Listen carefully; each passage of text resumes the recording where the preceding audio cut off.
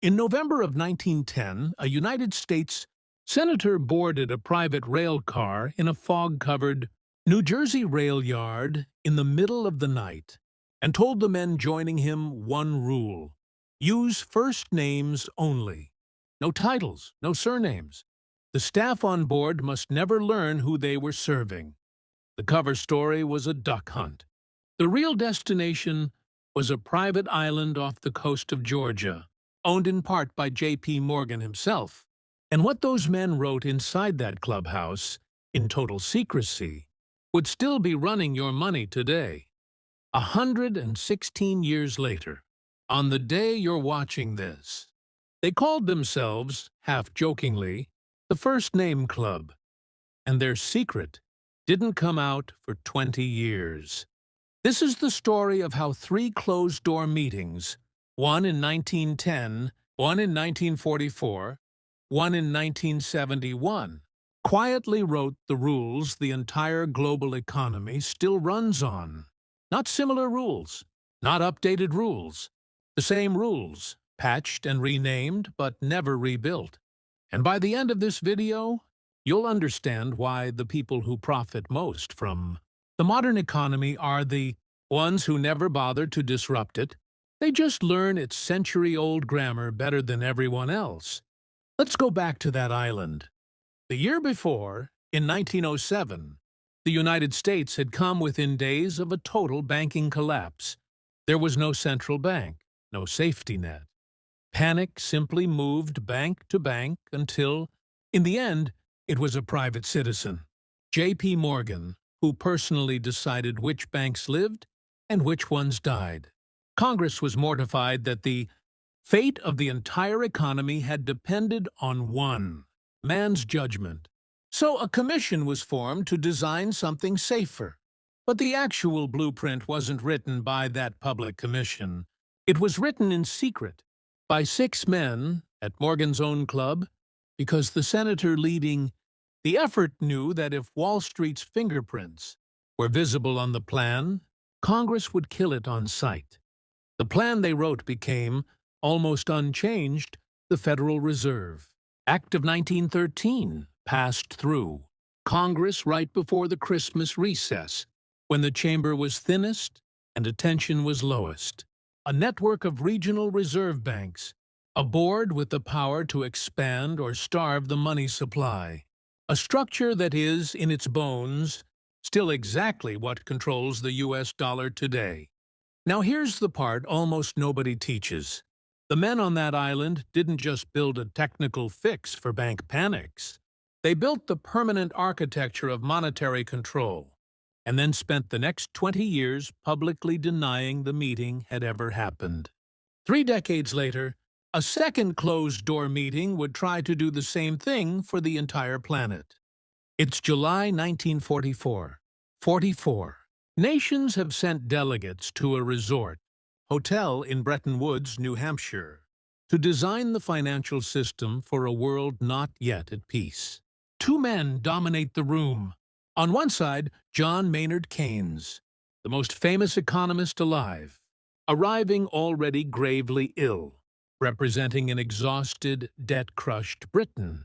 On the other, Harry Dexter White, an obscure U.S. Treasury official nobody outside Washington had heard of, representing a country that, by the end of the war, would hold most of the free world's gold. Keynes wanted something radical, a new global currency called the Bancor, managed by a world central bank, that would force both debtor and creditor nations to correct their imbalances together. It was, in hindsight, decades ahead of its time. White rejected it almost completely, not because it was wrong, but because America didn't need it. The U.S. held the gold. The U.S. would write the rules. Britain, desperate for American support, had no real leverage left to argue. What emerged instead was White's design wearing Keynes's language, the International Monetary Fund and the World Bank, with the U.S. dollar, not the Bancor, pinned to gold at $35 an ounce, and every other currency in the world pinned to the dollar. Keynes got a few concessions and a standing ovation at the closing banquet. He died less than 2 years later. The idea he lost at Bretton Woods, a neutral global reserve currency, not owned by any single country, has quietly resurfaced. Every decade since, in the euro, in IMF discussions, in today's talk of digital reserve currencies, and it has never once been allowed to fully return. But here's the detail almost never mentioned in finance content, and it's not a rumor. It's declassified U.S. intelligence. The man who actually won that negotiation, Harry Dexter White, the chief architect of the post-war dollar system, spent the final years of his life under investigation as a suspected Soviet intelligence contact. Intercepted Soviet cables, released. Decades later, under the Venona program, showed contact between White and Soviet agents during the very years he was designing the IMF. In August of 1948, 3 days after testifying before Congress about those allegations, he died of a heart attack. The man who built the plumbing of the free world's financial system spent his final days defending himself against the accusation that he'd been compromised by the other side of the Cold War. That's not a footnote. That's the origin story of the dollar-based system you use today. The dollar-gold system Bretton Woods created lasted 27 years, and it ended the same way it began, behind closed doors, with almost no warning. By August 1971, the math had stopped working.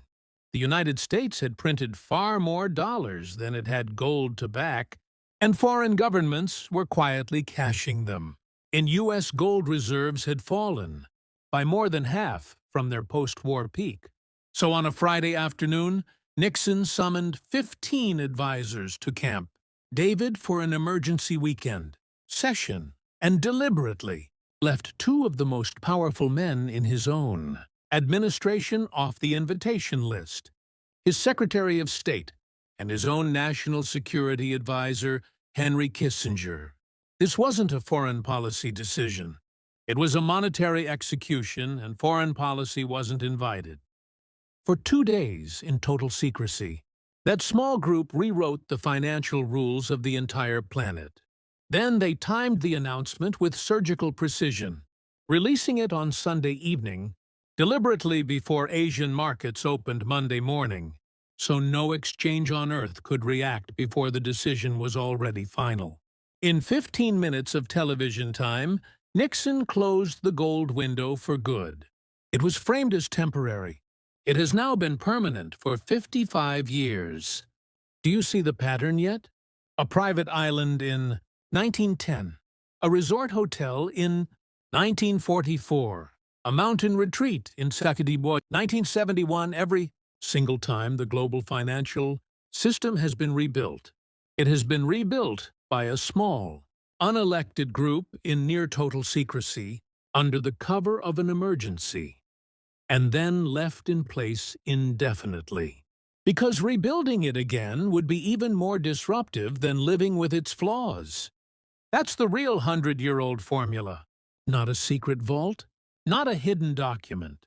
Just the quiet fact that once a monetary system is running trillions of dollars in trade, debt, and pensions through it, nobody with the power to rebuild it from scratch has the incentive to try. The IMF still applies lending conditions shaped by a 1944 worldview to economies that look nothing like 1944 credit. Rating agencies still run on methodologies designed before computers. And every one of these institutions insists it has modernized, while running on a chassis nobody has ever fully replaced. The people who've built real, lasting wealth across generations didn't spend their time trying to outsmart this system or predict when it would break.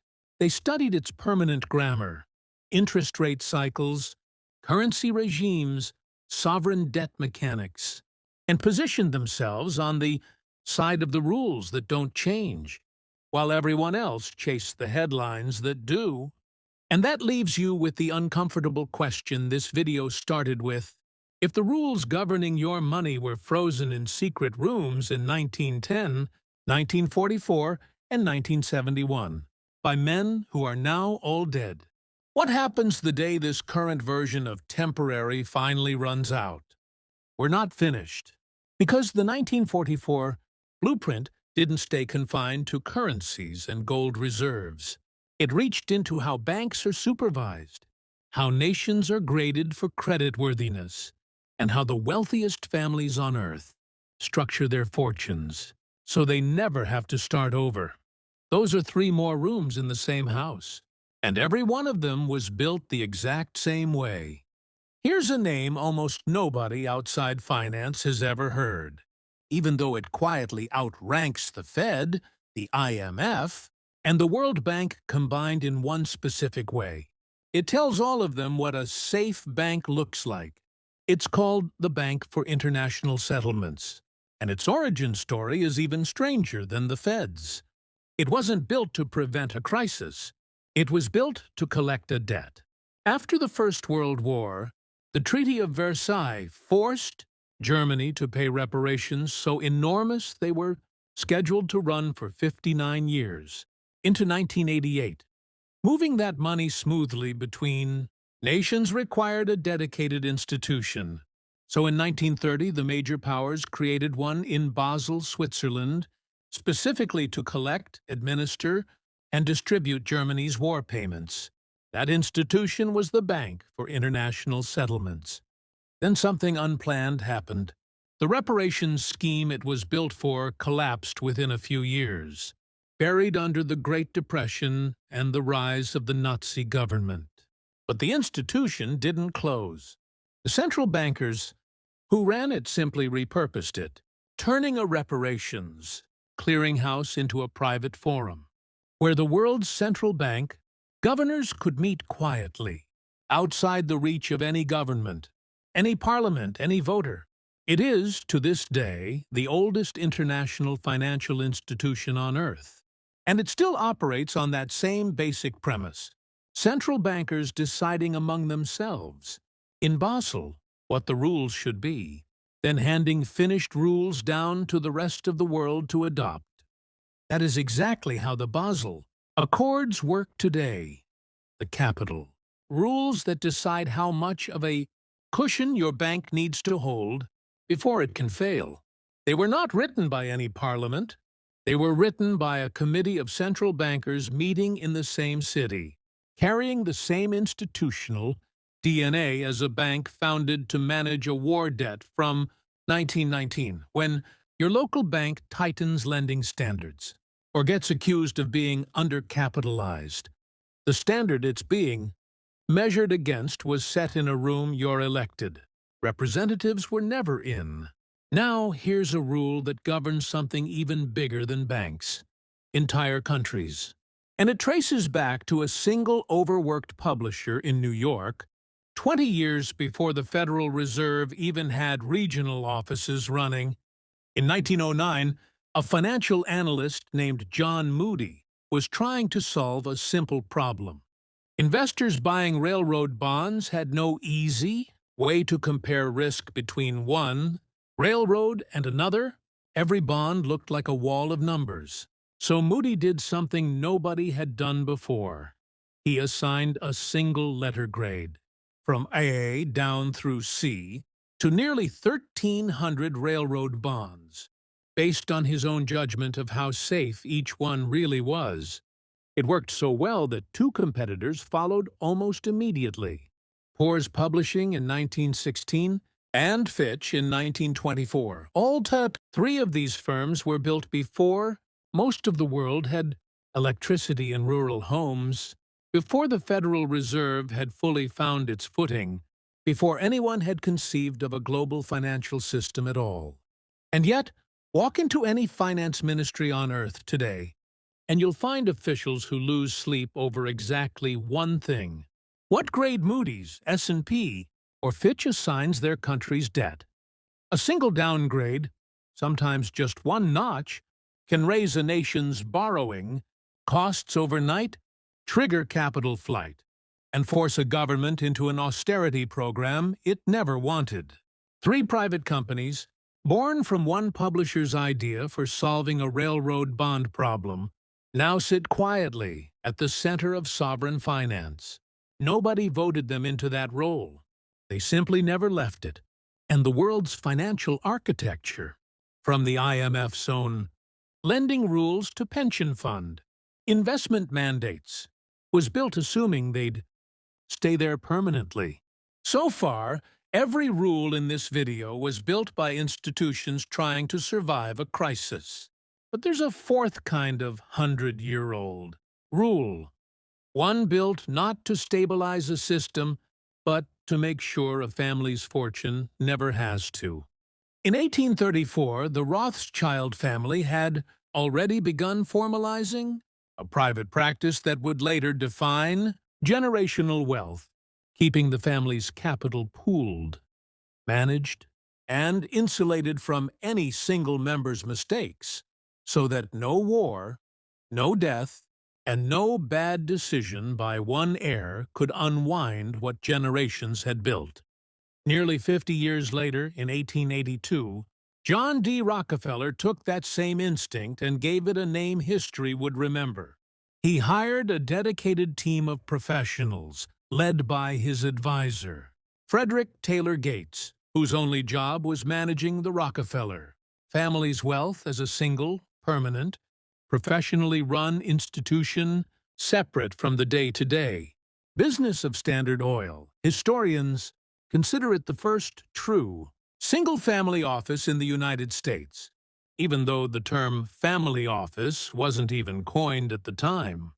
That structure still exists. The trusts John D. Rockefeller originally created for his children still hold the majority of the family's fortune today, more than a century later, passing wealth down through generation after generation without ever being dissolved and rebuilt from scratch. Every family office, every dynasty trust, every modern buy, borrow, die strategy used by today's ultra-wealthy families is running on the same core logic. Rockefeller institutionalized in 1882. Don't let wealth reset with each generation.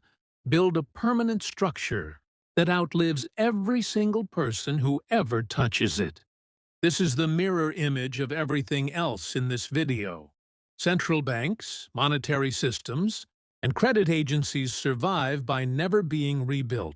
Even when they probably should be, old family fortunes survive for the exact same reason: by refusing to reset, refusing to liquidate, refusing to start the clock over at zero every time a founder dies.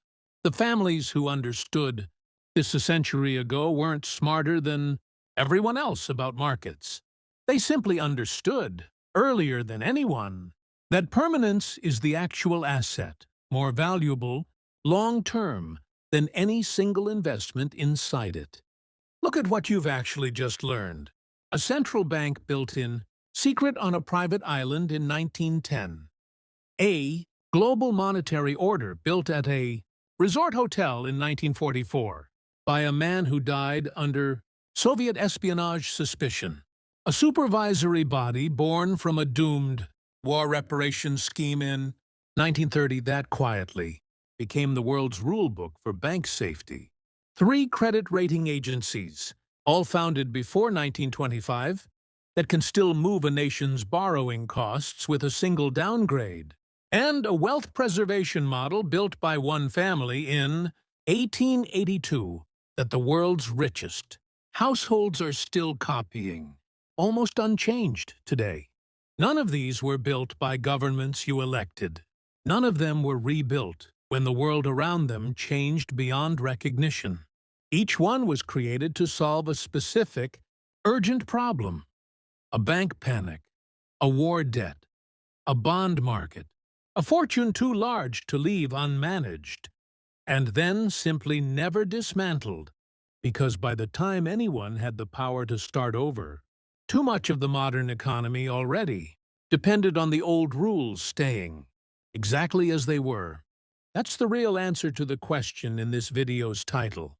The global economy doesn't run on 100-year-old rules because nobody has noticed they're outdated. It runs on them because replacing a foundation everyone is already standing on is far more dangerous, politically and financially, than simply living with its cracks. Every institution in this video knows its own rulebook is old. Every one of them insists, publicly, that it has modernized.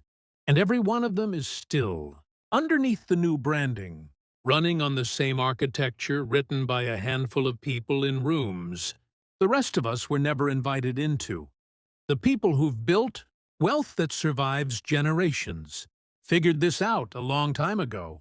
They didn't spend their time waiting for the system to be rebuilt, or betting on the headline that finally breaks it. They studied exactly how permanent these rules actually are, and built their own fortunes to be just as permanent, sitting quietly on top of a foundation that, as you now know, was never really designed to be temporary at all.